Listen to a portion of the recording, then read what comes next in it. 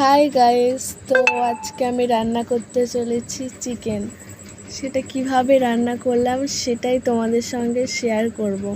প্রথমে আলুটাকে ভালো করে ভেজে নিলাম। দেখতেই পাচ্ছ তোমরা আলুটা ভাজছি আমি কত সুন্দর করে। লাল লাল করে ভাজা হয়ে যাওয়ার পর ওটা তুলে নেব।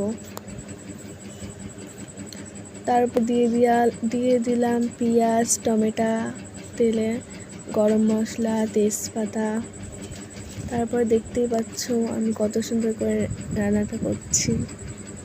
তারপর দিয়ে দিলাম মশলা, আদা বাটা, লঙ্কা বাটা, রসুন বাটা, পেঁয়াজ বাটা, তারপর লবণ, জিরের গুঁড়ো।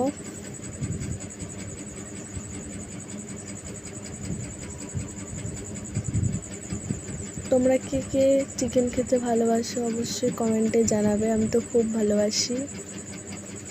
দেখো মশলাটাকে কষিয়ে ভালো করে মাংসটা দিয়ে কষিয়ে জল দিয়ে দিলাম।